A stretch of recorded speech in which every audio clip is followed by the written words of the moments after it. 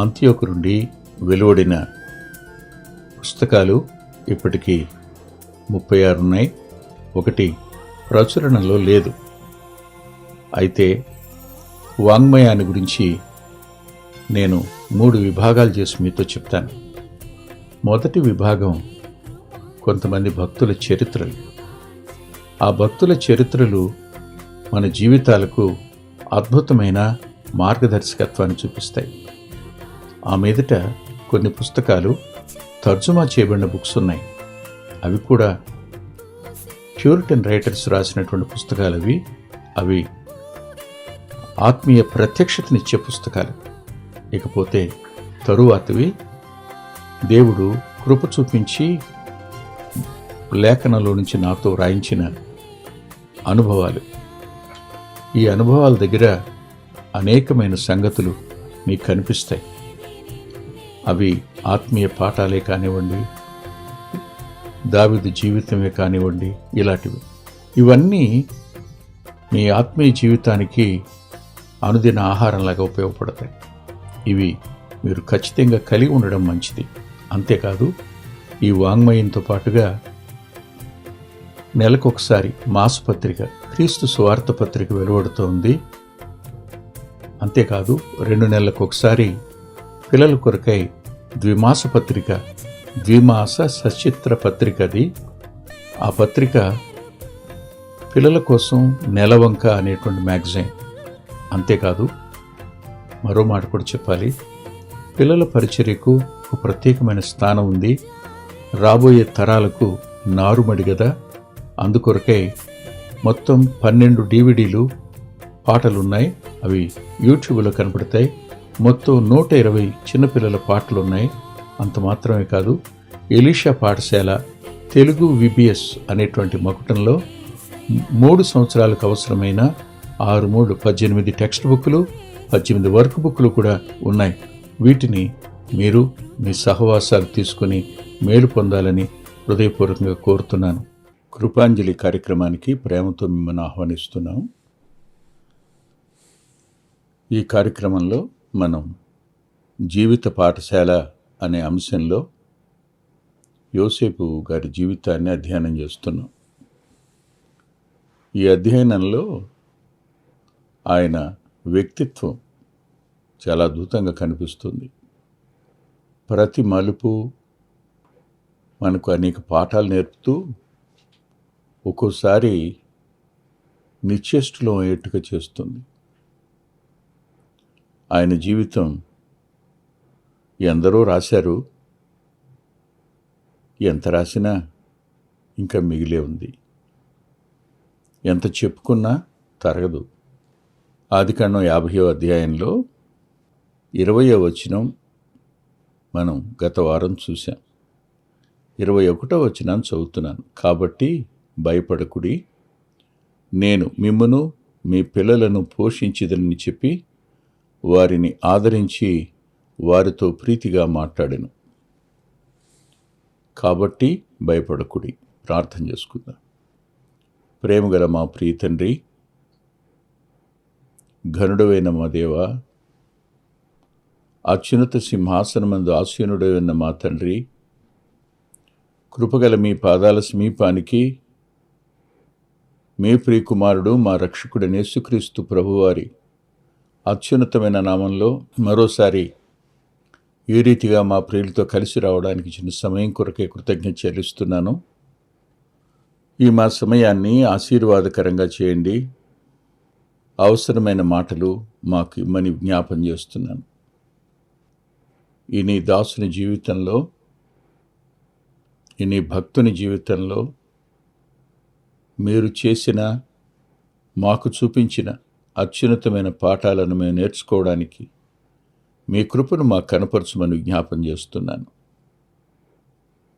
మేము మా జీవితం రాబోయే తరాలకు ఓ పాఠ్యాంశంగానో ఓ పాఠశాలగానో ఉండకపోయినా ఒక చిన్న వర్తమానంలాగానైనా ఉండడానికి సాయం చేయమని మమ్మల్ని మేముగా దయగల మీ చేతులకు అప్పగించుకుంటూ, మా దుఃఖాన్ని ఎరిగిన వారు మీరు, మా అవమానాన్ని ఎరిగిన వారు మీరు, మా కన్నీటిని తొడవగలిగిన వారు మీరు. మీ చేతులకే వింటున్న మా ప్రియులను మాట్లాడుతున్న నన్ను అప్పగించుకుంటూ ఆదరించండి, బలపరచుమని, ధైర్యపరచుమని, కృప చూపించండి. యేసుక్రీస్తు ప్రభు వారి పేరట ప్రార్థిస్తున్నాం తండ్రి, ఆమేన్. ఈ 21వ వచనంలో కాబట్టి భయపడుకుడి అని అన్నాడు. కాబట్టి అనే పదానికి పైన కనిపిస్తున్న సారాంశం ఏంటంటే, మీరు కీడు కోసమే ఉద్దేశించిన, మీరు నన్ను నష్టపరచాలని ఆలోచించిన, మీ ద్వేషం, పగ, అసూయలు నన్ను ఒంటరివానిగా చేయడానికి బాధపెట్టి అమ్మేసిన, మిమ్మల్ని ప్రేరేపించిన శరీరమో అపవాదో, లోకంలో ఉన్న ప్రమాణాలు అవి ఏవైనా, వాటన్నింటినీ ప్రభు మేలు కొరకు సమకూర్చి తన ఉద్దేశాన్ని నెరవేర్చారు కాబట్టి అని ఉంటుంది. వాస్తవానికి ఇది దేవుని ఉద్దేశం అని అర్థమైనప్పుడు వారి మాటలో, వారు చేసిన గాయాలో, వారి మోసమో, వారు పన్నిన కుట్రలో, ఇవన్నీ ఒకానొక సమయానికి మేలుగా దేవుడు మారుస్తాడనే సత్యం ఈ పాఠశాలలో మనం నేర్చుకోవాలి. దేవుని సంకల్పంలో నువ్వు ఉంటే,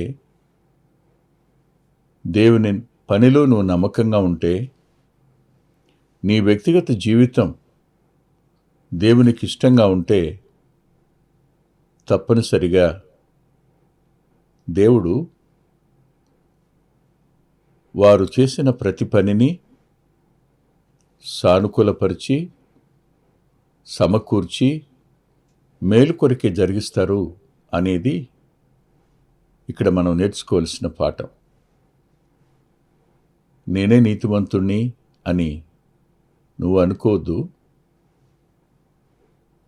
అలా అనుకున్న దినాన్న తప్పనిసరిగా మనం ఆయన్ని బాధపెట్టిన వాళ్ళం అవుతాం. భక్తుడైన యోసేపు తన సహోదరులు తన ఎదుటికి వచ్చి క్షమాపణ కోరి సాష్టాంగపడినప్పుడు యోసేపు యొక్క ప్రతిస్పందన చాలా ఆశ్చర్యకరంగా ఉంది. ప్రభు మీ ఎడల అపరాధము చేసిన వారిని మీరు క్షమించినట్లు అన్నాడు. అపరాధం చేశారన్నారు కానీ వారు క్షమాపణ కోరారని ప్రభు అన్నారా? అనలేదు. నీ ఎడల అపరాధం చేశారు అన్నారే కానీ వారు నీ దగ్గరికి వచ్చి పశ్చాత్తాపడి ఒప్పుకున్నారన్నారా? అనలా.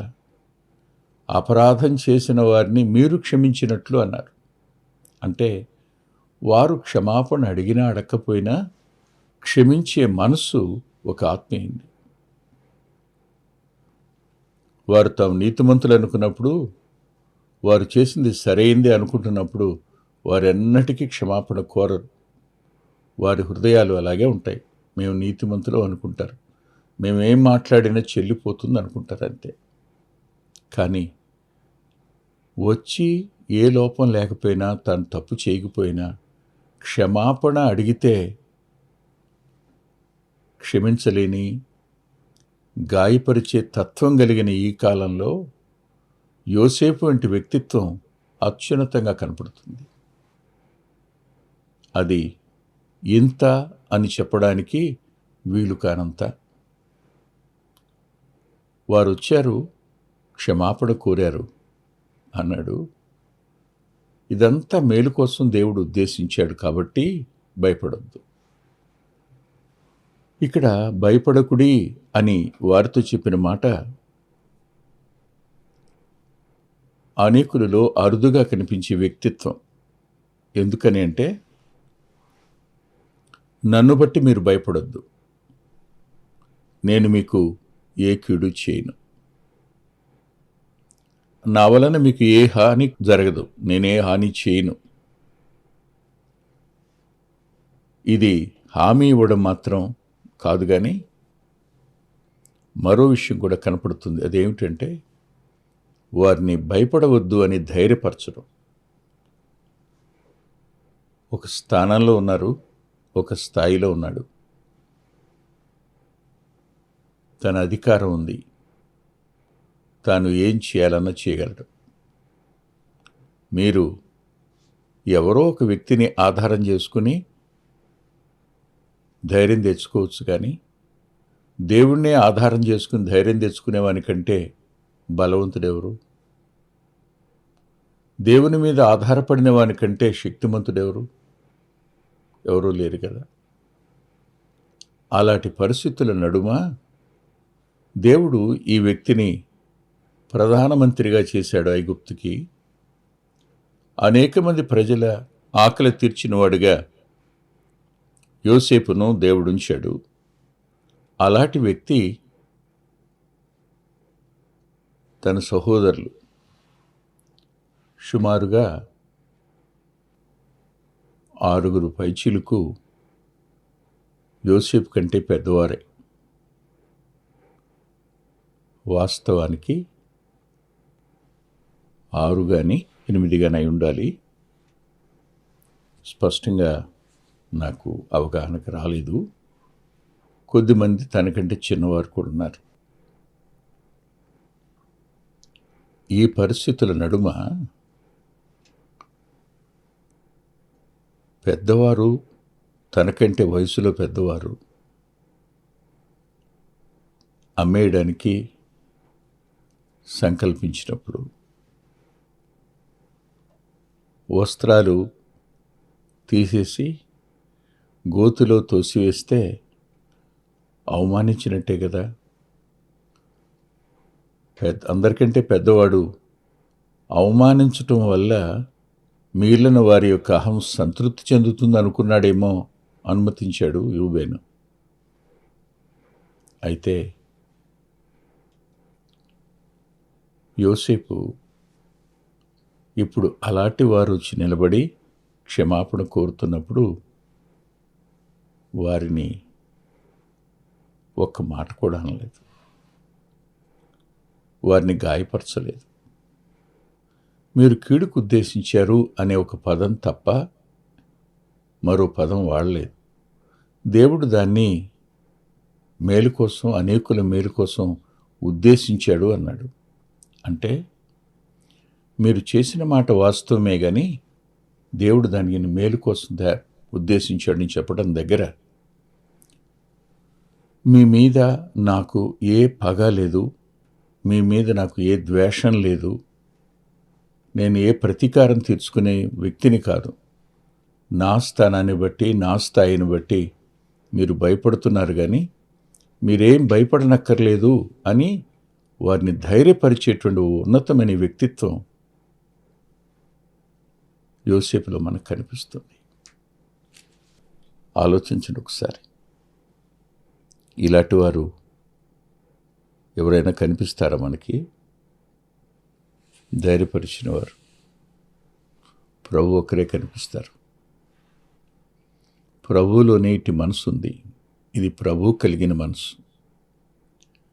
అయితే రెండవ మాట ఏమిటంటే, నేను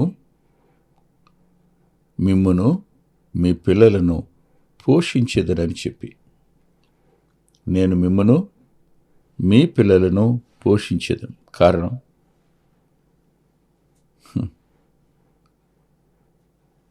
నా ప్రేమలో కానీ నా పోషకత్వంలో కానీ ఏ వ్యత్యాసం రాదు. మీరు భయపడి వచ్చి క్షమాపణ కోరుతున్నారు, నేనేదో మీకు హాని చేస్తానేమోనని, కీడు చేస్తానేమోనని. నా ప్రేమలో మార్పు రాదు, నా పోషకత్వంలో కూడా మార్పు రాదు అని చెప్పడం. ఇప్పుడు మీరు నా దగ్గరికి రావడానికి గల ఒకే కారణం నాన్న లేకపోవటమేగా. మీ తండ్రే నా తండ్రి. ఆయన చనిపోయాడు కాబట్టి నేను పగ తీర్చుకుంటానేమోననే భయం కదా మీరు నా దగ్గర తీసుకొని వచ్చింది. అందుకే పదే పదే పదే పదే భయపడవద్దు భయపడవద్దు అనే పదాలు యోసేపు గారు మాట్లాడినట్టు నాకు అనిపించింది.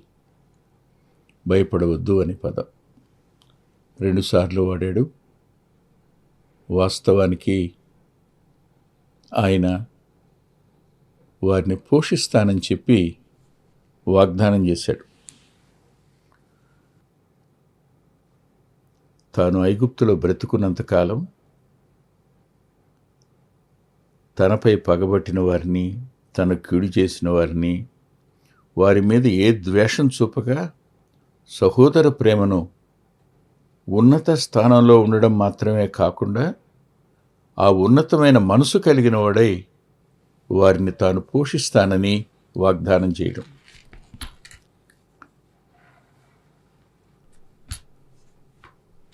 ఈ మాటలు పలకడం దగ్గర ఆయన మంచివారికి చెడ్డవారికి సమానంగా వర్షం కురిపిస్తాడు అనే మాట వద్ద పక్షపాతం లేని దేవుడు కదా ఆయన.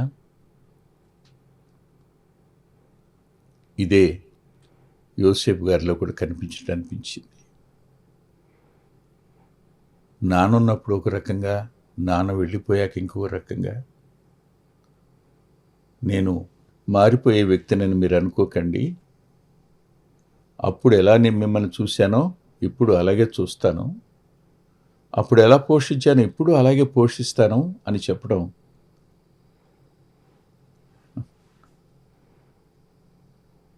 యోసేపులో కనిపిస్తున్న వాగ్దానం చేసే స్వభావం. వాగ్దానాన్ని నిలబెట్టుకునేవాడు కూడా ఆయన. అందుకనే లేఖనంలో వాగ్దానం చేసినవాడు నమ్మదగినవాడు అని రాస్తుంది. ఆలోచించండి ఒకసారి.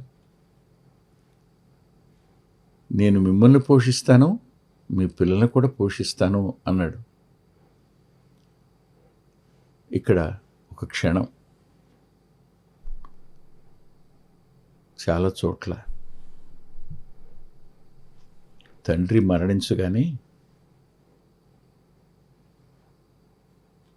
ఎవరి స్వార్థం వారు చూసుకుని ఒకరికి ఒకరు శత్రువులైపోయే ప్రమాదం ఉన్న ఈ రోజుల్లో ఈ పాఠం మనం అందరం నేర్చుకోవాలి. ఒకే తండ్రికి జన్మించటం వల్ల ఈ కుటుంబంలో వారు కాపాడుకోవలసిందేమిటి? ఒకరి మధ్యన ఒకరు ప్రేమలు, ఐక్యత, సమాధానం, ఒకరి ఎడల ఒకరు నెరవేర్చవలసిన బాధ్యత. ఇది జీవితంలో చివరి వరకు కాపాడుకోవలసిన పరిస్థితి. దీనిని మనం ఎప్పుడూ మర్చిపోకూడదు. రాత్రి 12 గంటలకు అమ్మ గత కాలంలో వారికి బాగాలేదు, ఆయన గారు ఓ రకంగా మరణించి మళ్ళా బ్రతికిన వ్యక్తి. అమ్మకు ఆలోచన వచ్చింది, చనిపోతే ఏమైపోతామని. ఆ సమయంలో అమ్మ అడిగింది, నాన్న వస్తావు కదా అని. తప్పకుండా వస్తానమ్మా, అది నా బాధ్యత కదా అని మాట అన్నాను. కానీ గొంతు తడి ఆరిపోయింది, దుఃఖం వచ్చింది. అక్కడ ఏడిస్తే అమ్మ మరింత బాధపడతారని లోపలే దుఃఖపడుతూ వచ్చి కారెక్కాను. ఒకే మాట చెప్తాను, ప్రేమను కాపాడుకోవడం, మన వంతు బాధ్యత నిర్వర్తించడం ఒకే తండ్రి పిల్లల యొక్క లక్షణం. మనం అందరం చనిపోతే రేపు ఒకే తండ్రి ఇంట్లో ఉండాలి. ఒకరి ఎడల ఒకరు అపరాధం చేశారని, అపవాది చేతి సాధనాలయ్యారని, మోసం చేశారని, లేనివి కల్పించారని వారి మీద పగపెట్టుకోవడం కంటే క్షమించడం, అది మేలుకోరకే జరిగింది అనే సత్యాన్ని గ్రహించడం, ఆ మీదట ఆదరించడం అనే పదం, ఆదరించడం, ప్రీతిగా మాట్లాడడం అనే పదాలు వచ్చే వారం చూద్దాం. కానీ ఒక మాట అంటాను, బాధ్యతల నిర్వహణ దగ్గర ఒక అన్నగా, బాధ్యతల నిర్వహణ దగ్గర ఓ తమ్మునిగా, కర్తవ్య నిర్వహణ దగ్గర ఓ ఔన్నత్యాన్ని కనపరిచిన అత్యున్నతమైన వ్యక్తిత్వం యోసేపుది. భయపడవద్దు అన్నాడు, నేను మిమ్మను పోషిస్తాను అన్నాడు, అలాగే పోషించాడు ఆఖరి వరకు. యోసేపులో కనిపించే ఒక అద్భుతమైన సంగతి ఏమిటంటే, గతాన్ని బట్టి అతని అంతరంగం పగపెట్టుకోలేదు. తాను చేసిన మేలును బట్టి అతడు దాన్ని డంబంగా మాట్లాడి చెప్పుకోలేదు. నేను పోషిస్తాను అనే దగ్గర తాను హెచ్చించుకోలేదు. అది ఆదరణ కలిగించే వాగ్దానంగానే చెప్పాడు, ప్రీతికరమైన వాగ్దానంగానే చెప్పాడు. ఇది మనం ఆచరించబద్ధులమై ఉన్నాం. నష్టం చేయనివ్వండి, బాధ పెట్టనివ్వండి. ప్రభు కూడా తనను బాధ పెట్టిన వారిని, గాయం చేసిన వారిని, గాయాలు చేసిన వారిని, ముండ్ల కిరీటం పెట్టిన వారిని, లేని వాటిని నిందలుగా మోపిన వారిని కూడా ఆయన క్షమించలేదా? శిలువ మీద వేలాడుతూ రక్తం చిందిస్తూ, వీరేం చేస్తున్నారో వీరెరుగురు గనుక వీరిని క్షమించు అని. కానీ వారందరూ కలిసి సమకూడి లోకలందరూ రక్షించబడడం కోసం దేవుడు ఏర్పరిచిన ప్రణాళికలో భాగమే.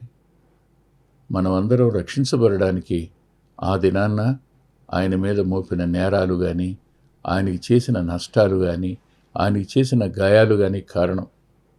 అంత మాత్రం చేత మేము గాయాలు చేసాం కాబట్టే మీరు రక్షించబడ్డారు కాదు. ఎవరికి ఉండవలసిన తీర్పు వారికి ఉంటుంది. క్షమించటం అనేది దైవికమైన మనసు. అట్టి కృపను ప్రభు అనుగ్రహించునుగాక. ఆమేన్. ప్రేమగల మా ప్రియ తండ్రి, దయగలిగిన మా గొప్ప దేవ, కృప చూపించండి. సాధ్యమైనంత మేర శక్యమైతే అందరితోనూ సమాధానంగా ఉండమని చెప్పారు. కొన్ని విషయాల్లో సాధ్యం కాని పరిస్థితులు మా జీవితాల్లోకి వస్తున్నాయి. మాటలాడలేని పరిస్థితులు వస్తున్నాయి. మౌనం వహించవలసిన పరిస్థితి వస్తుంది. ఆ మౌనాన్ని కూడా అపార్థం చేసుకునే వ్యక్తులు ఉన్నారు. ప్రభా, క్షమించండి.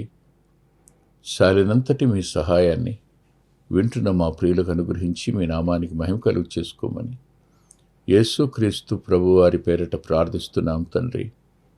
ఆమేన్. ప్రభు చిత్తమైతే వచ్చే వారం కలుసుకుందాం. అంత్యోకు నుండి వెలువడిన పుస్తకాలు ఇప్పటికీ 36 ఉన్నాయి. ఒకటి ప్రచురణలో లేదు.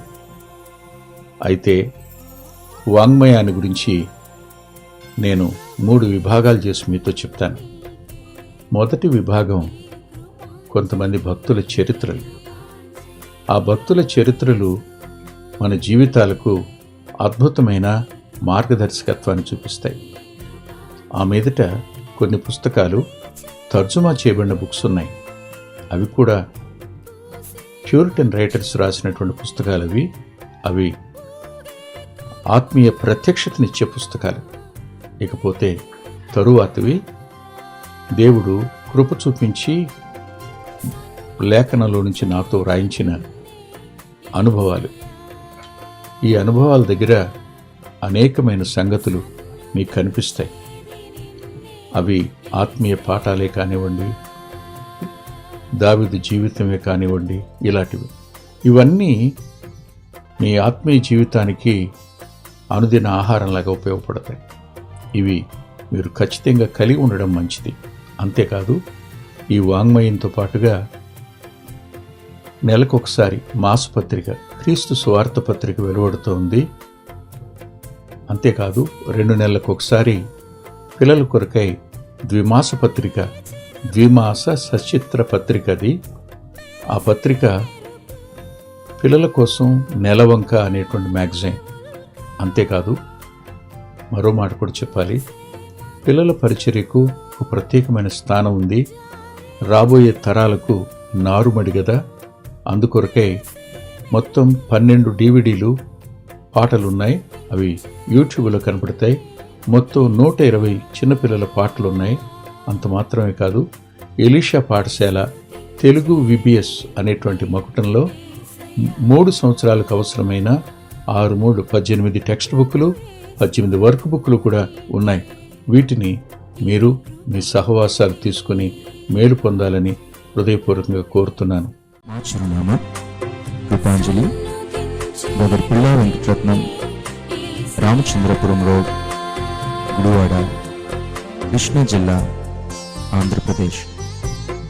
Hour address Krupanjali, brother Pilla Venkataratnam, Ramachandrapuram road, Gudivada, Krishna district, Andhra Pradesh.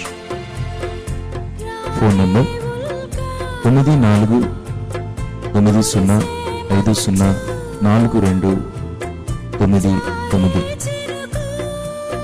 9490504299.